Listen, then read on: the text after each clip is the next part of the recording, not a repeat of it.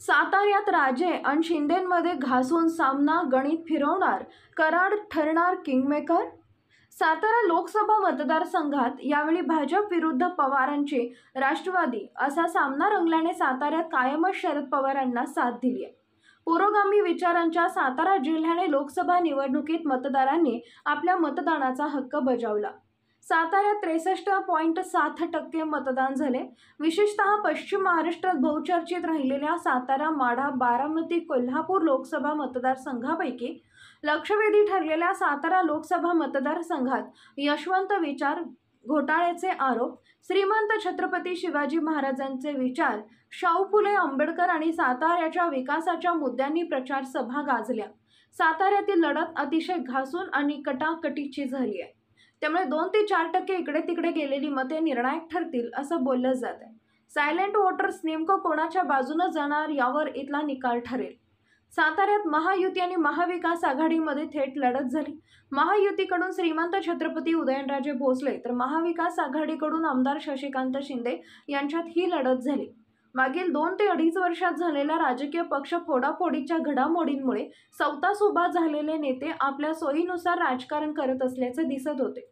मात्र या निवडणुकीमध्ये मतभेदापेक्षा मताला प्राधान्य देण्यात आल्याचे दिसून आले. या निवडणुकीमध्ये दोघांनीही 50-50 चान्स असल्याचं बोललं जातं. निवडणूक आयोगाच्या निर्देशानुसार जिल्हा प्रशासनाने वेगवेगळ्या सुविधा, नाविन्यपूर्ण उपक्रम राबवूनही मतदान गत पंचवार्षिकच्या तुलनेने 4% कमी झाले. सातारा लोकसभा मतदारसंघामध्ये वाई, कोरेगाव, कराड उत्तर, कराड दक्षिण, पाटण आणि सातारा हे 6 मतदारसंघ समाविष्ट आहेत. यामध्ये महायुतीचे 4 तर महाविकास आघाडीचे 2 आमदार आहेत. त्यात 2 आमदार शिवसेना शिंदे गट, भाजपचा 1 आमदार तर राष्ट्रवादीचे अजित पवार गटाचा 1 आमदार आहे. साताऱ्यात राष्ट्रवादी काँग्रेस शरदचंद्र पवार गटाचा खासदार 1 आहे. यातील बहुतांश आमदार हे यशवंत विचारांचे राहिले, मात्र त्यातही त्यांचे साटे लोटे असल्याचं दिसून येत असल्याचं जनतेतून बोललं जात आहे. सातारा लोकसभा मतदारसंघातील वाई विधानसभा मतदारसंघात एकूण 3,41,714 मतदार होते. या ठिकाणी 60.78% मतदान झाले. मतदारसंघात महायुतीचे आमदार मकरंद पाटील, माजी आमदार मदन भोसले, महाविकास आघाडीकडून सामान्य कार्यकर्ता निवडणुकीच्या प्रचारामध्ये अग्रभागी होता. राज्य पातळीवर झालेल्या राजकीय उलथापालथीमुळे येथील वातावरण महायुतीच्या बाजूने झुकलेले दिसते. मात्र यशवंत विचारांचा वारसा सांगितला गेला तर हा मतदारसंघ महाविकास आघाडीकडे झुकू शकतो, तरीही आश्वासनांच्या खैराती झालेल्या आहेत. कोरेगाव विधानसभा मतदारसंघामध्ये 3,13,143 मतदार आहेत. या ठिकाणी उच्चांकी 67.51% मतदान झाले. 2,11,423 मतदारांनी मतदानाचा हक्क बजावला. कोरेगाव मतदारसंघामध्ये महाविकास आघाडीचे उमेदवार शशिकांत शिंदे तर महायुतीचे आमदार महेश शिंदे यांच्यामध्ये काटेकी टक्कर पाहायला मिळाली. महेश शिंदे यांनी शशिकांत शिंदे यांच्यावर मुंबई बाजार समितीमध्ये झालेल्या घोटाळ्याच्या 7/12 जनतेला वाचून दाखवला. त्याला तोडीसतोड असे प्रत्युत्तर शशिकांत शिंदे यांच्याकडून देण्यात आले. या आरोपामुळे शशिकांत शिंदे यांची आणि निवडणुकीत प्रतिमा ढासळवण्याचा प्रयत्न करण्यात आला. मात्र या आरोपांमुळे महायुतीचाच उमेदवार अडचणीत येईल अशी भावना झाल्यामुळे आणि शशिकांत शिंदेंवर असलेली अटकेची टांगती तलवार पाहता सर्व सहानुभूती शशिकांत शिंदे या महाआघाडीच्या उमेदवाराला मिळेल अशी भावना झाल्याने महायुती काहीशी बॅकफूटवर आली. महेश शिंदे यांनी या मतदारसंघाला पायाला भिंगरी लावून शशिकांत शिंदे यांना पराभूत करण्याच्या हेतूने आपली भिस्त ठेवली होती.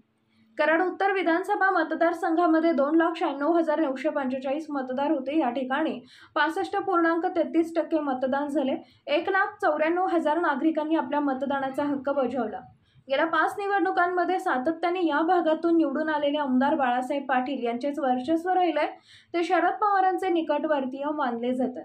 त्यांना तोडीसतोड म्हणून गत पंचवार्षिकमध्ये प्रतिस्पर्धी उमेदवार म्हणून राहिलेले भाजपाचे जिल्हाध्यक्ष धैर्यशील कदम मनोजदादा घोरपडे राहिले. या मतदारसंघामध्ये बाळासाहेब पाटील यांनी महाविकास आघाडीसाठी तर धैर्यशील कदम मनोज घोरपडे यांनी महायुतीकडून या मतदारसंघामध्ये जीवाचं रान केलंय. कराड दक्षिण विधानसभा मतदारसंघामध्ये 3,02,580 मतदार होते. या ठिकाणी 65.68 इतके मतदान झाले. 1,98,740 नागरिकांनी आपल्या मतदानाचा हक्क बजावला. कारण विधानसभा मतदारसंघ हा काँग्रेसचा बालेकिल्ला राहिलाय, तो अद्यापही अबाधितच आहे। या ठिकाणी राष्ट्रीय काँग्रेसचे ज्येष्ठ नेते माजी मुख्यमंत्री हे विद्यमान आमदार पृथ्वीराज चव्हाण आहेत, तर याच मतदारसंघात मोठे प्रस्थ राहिलेले सुरेश भोसले, अतुल भोसले हे भाजपच्या वतीने या मतदारसंघात गेल्या अनेक वर्षापासून आपले अस्तित्व सिद्ध करण्यासाठी झटत आहेत।